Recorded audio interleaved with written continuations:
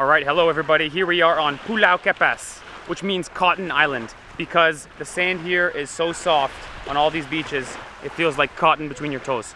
And the best part about this island is it's like a 15-minute boat ride from mainland Malaysia, the state of Terengganu. So I'm gonna give you a quick tour today of our chalet, just to let you guys know what it's like staying here. Our chalet is called Qimi Private Bay and Resort. You can see it right here behind me. So it's right here on the waterfront, and one of the great features of this place is the boat ride from mainland drops you off right here. So if you come here, you can drop off your luggage in like 5 minutes and immediately you're in relaxation mode, which is really easy here because it's such a beautiful island. One of the great features of this island is, although it's a beautiful beach here, once you get off the shoreline, it's like a jungle. So you have kind of a beach vibe as well as a kampung vibe. It's really relaxing and serene and nice. So I'll take you on a walk through the restaurant here, which is right on the beachfront, as you can see. So as you guys can see, this place is like super kampung vibes. So relaxing. It's got island life written all over it. It says no shoes allowed in this place. Everyone's in a bathing suit. Everyone's super relaxing right on the beachfront. And then behind the restaurant here, you have these private chalets, which are really affordable and really great. Our chalet for 2 people in 1 room was 100 ringgits per night. So like 50 ringgits per person, and you can't go wrong. The vibe here is just so relaxing and great. And it's just amazing. This place is 15 minutes from mainland. A whole different world we're in over here. So they've got everything built, as you can see, out of wood. Got really beautiful design, really rustic, and almost like a cottage feel. We're right on the beach, and yet we're also kind of in the jungle. It's really, really great. You can see here is our chalet. We've got 2 rooms. So Ivana and I were in 1 room, and our friend Greg and Jumi were in the other room. Don't get me wrong, the room is not fancy, as you can see. We got a no AC room. There's a bug net over the bed, and there's a fan on the ceiling, and that's about as good as you're gonna get. It's not a big deal that the room is not fancy, because most of the time you're gonna be out on the beach anyway. It's not a 5-star resort. It's not a 5-star resort price. So really, really worth it. You can see the bathroom is pretty rustic. Everything in there is running on seawater. So if you're gonna live here for your whole life, yes, the seawater shower will get tiring, but for a weekend getaway, this place is like really, really incredible. Really would recommend Qimi Resort. They've got all these different units all along the beachfront, kind of nestled just on the beginning of the jungle. It's really, really beautiful.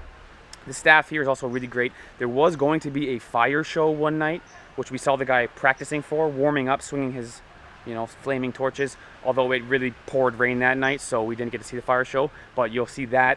There's tons of locals hanging around. I met these guys in the restaurant and they were giving me these local cigarettes. So it's like local tobacco grown in Terengganu and rolled up in a palm leaf. There you have it. Coffee and a cigarette. So skinny, rolled in a palm leaf, local tobacco. It's like a tiny bit of tobacco, mostly just smoking palm leaf, but it's really fresh. It's really nice, Ivana. I don't really smoke, but for something like this, I do smoke. With a kopi o, no gula, come on. Perfect morning for island life. I don't even smoke, but I quite enjoy smoking these things because it's just a great feeling of just meeting locals, sitting on the beach, listening to the waves, watching the waves crash on the rocks, and just enjoying the vibe here. So really would recommend. You can see all the buildings are so kampung vibes. I mean, everything's made out of wood, everything's rustic. It's just so beautiful. I would say Pulau Kapas differs from Redang and Perhentian in that it's not really touristy. The vibe here is mostly locals, which is really kind of refreshing. As you can see from the room, it's not a 5-star resort kind of place, but the vibe is totally relaxed and there's tons of locals, tons of nice people to meet. It's really, really great. It's really not touristy. It's really a local travel experience. This is the kind of place Ivana and I love. Touristy places can be really nice for a short vacation if you've got a couple weeks to travel, but if you're long-term travelers like Ivana and I, these kind of local experiences where you're having all this great food. We had a bunch of really nice seafood right on the beach. There's experiences you can have where they're cooking on a fire pit right on the beach. There's tons of camping locations on this island. It's kind of a off the beaten path, really hidden gem in Terengganu. I would really recommend, especially for local tourists, but even international tourists who are interested in kind of their rugged and rustic lifestyle. Pulau Kapas is really, really an island for you. I mean, look at these beaches. They're just so great, and they're all over the island. Everywhere you go on the island, you'll see tons of these really amazing white sand, cotton sand beaches.